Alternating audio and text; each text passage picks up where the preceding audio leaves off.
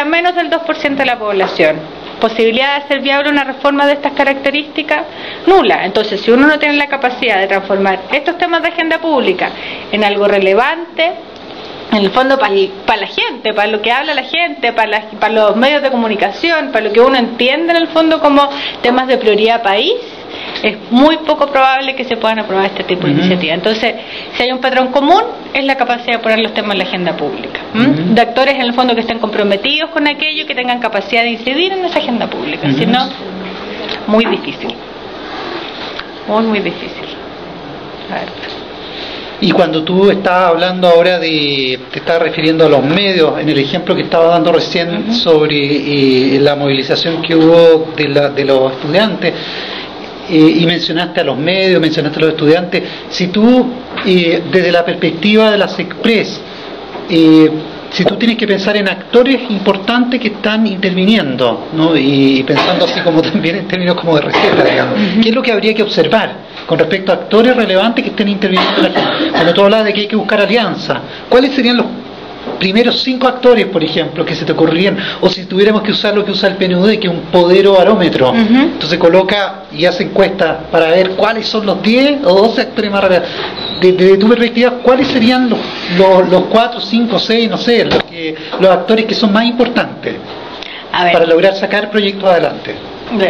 Primero, efectivamente, dependiendo del proyecto de ley que se trate, porque aquí también tenemos proyectos de ley con quórum de carácter distinto, por lo tanto, algunos necesitan, por ejemplo, solamente algún sector político alineado, y otras veces necesitan más que un sector político alineado en el fondo en torno a determinados proyectos de ley. Reformas constitucionales, por ejemplo, requieren no solamente que el oficialismo convenza a sus parlamentarios, sino que se requiere que haya parlamentarios del otro sector político también comprometidos con cierta iniciativa. Entonces, en términos como de identificar a los actores más relevantes, por cierto, primero los parlamentarios, porque no tenemos sino proyecto de ley, y la persuasión que se establece sobre ello es muy fundamental.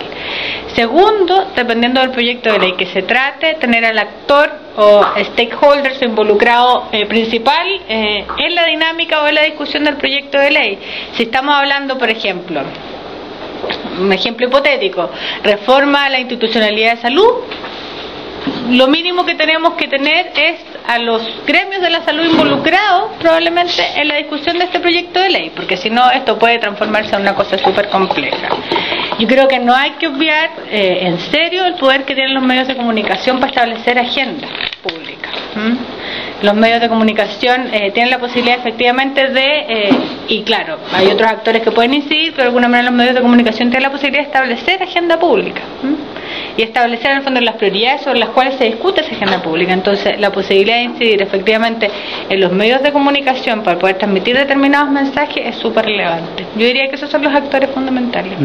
Bueno, y el gobierno, por cierto, porque si uno quiere tramitar ciertas iniciativas de determinadas características y eso no está en la agenda prioritaria del gobierno, entonces es importante incidir en la visibilidad en el fondo que pueden tener determinadas temáticas en el gobierno. Sí. ¿Me dejan hacer otra pregunta? Sí, la última. Y desde la perspectiva de las Express, cuando tú observas desde afuera al Congreso, ¿cuáles son a tu juicio los actores más relevantes, más importantes? O sea, con los cuales habría que tratar. Porque están los comités políticos, tú mencionaste de repente que hay reuniones con la gente de las bancadas. Bueno, los jefes de la bancada, los jefes de bancada cumplen un rol fundamental en términos de ordenar el trabajo de sus propios parlamentarios y las visiones que hay en torno a determinadas materias. De hecho, hay reuniones periódicas con bancadas, por ejemplo, con las distintas bancadas. ¿Periódicas? ¿A qué te refieres? ¿Periódicas? Semanalmente, cada 15 días, en función de determinados proyectos. Entonces, el jefe de la bancada en particular, en términos de como el articulador de sus propios parlamentarios, los parlamentarios de su partido, cumplen un rol muy, muy, muy fundamental. Y el jefe de la bancada es como líder político. Claro, el líder político que de alguna manera ordena la discusión sobre determinadas materias y también, en el fondo, el trabajo mismo, digamos, que realizan los parlamentarios. Y al mismo tiempo, el líder de la bancada, el que ordena quién va a estar en los comités parlamentarios, ¿tiene toma de decisión ahí? ¿O eso sigue otra dinámica? No, tiene otra dinámica eso. Ya. Otra dinámica. Pero no funciona de esa manera. O sea, pero sí, en términos del orden de la discusión, sí es muy relevante. O sea, si tú tuvieras que decir, pensando como en receta, el primer interlocutor con el que habría que tratar los temas es el líder de la bancada, ¿o no? ¿O estoy entendiendo mal? Es que yo creo que es súper relativo y es muy funcional al proyecto de ley que se trate, a la iniciativa que se trate. Si son proyectos que tienen prioridad, por ejemplo, de carácter nacional, tal vez no solamente el líder de la bancada, tal vez es actores externos en el Congreso, en el fondo, que pueden incidir efectivamente en la discusión pública en torno a estos temas. Gremios, por ejemplo, de distintas características, y en el fondo persuadir a los gremios de la necesidad, o gremios empresariales, de trabajadores, sobre la necesidad, por ejemplo, de determinadas materias. Además de la conversación, efectivamente, con los parlamentarios, que es muy relevante, y con los jefes de bancada, a veces con los presidentes de los partidos políticos, por ejemplo, también, que tienen un rol respecto a sus parlamentarios, que también es importante. O sea, si tuviéramos que ver como un ciclo, entonces tendríamos primero... yo sé que no hay manuales, pero no hay manual. Sí, así como para orientarnos nomás un poquitito. Tendríamos primero ya que hay como un análisis de cuáles son las prioridades, ¿no es cierto? Se reciben los insumos ya, y se establece estas son las prioridades y cómo vamos a proceder. Y en esos momentos se empieza a trabajar a varias bandas. Claro. Una banda es con los jefes de la bancada en el Congreso, otra banda es con las corporaciones, otra banda con la opinión pública. ¿Así? Claro, dependiendo de la materia que se trate y lo viable que sea aprobar cierta iniciativa o no, o sea, se tiene que producir el trabajo en distintas esferas para poder hacer viable un proyecto de ley. Y cuando, definitivamente. ¿Puedo la última? Sí, pero si uno tiene que observar desde afuera, para hacerle el seguimiento a esto, ¿cómo avanza en el Congreso? ¿Qué es lo que a ti te parece que es más relevante observar?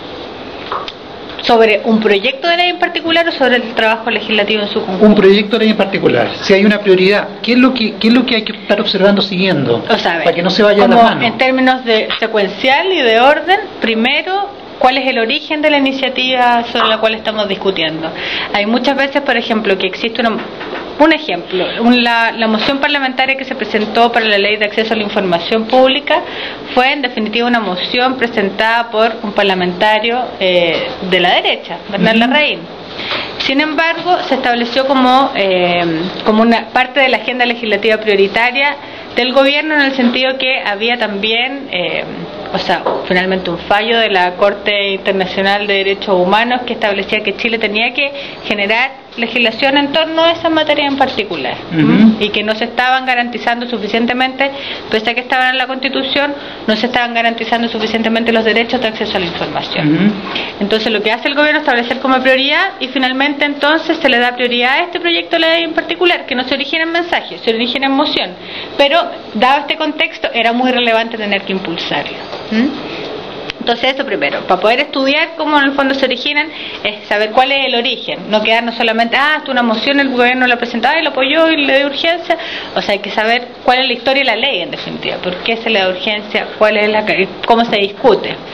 Después de eso, probablemente irse para saber cuál va a ser el procedimiento, secuencialmente, cómo va a seguir un proyecto de ley, ver quiénes son los actores involucrados y cuál es el contexto en el fondo que facilita o dificulta la discusión de determinado proyecto de ley.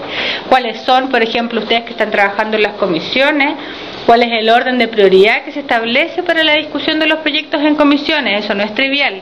Hay comisiones que tienen una cantidad enorme de proyectos de ley como para trámite de discusión. Legislación y justicia es generalmente un ejemplo de aquello.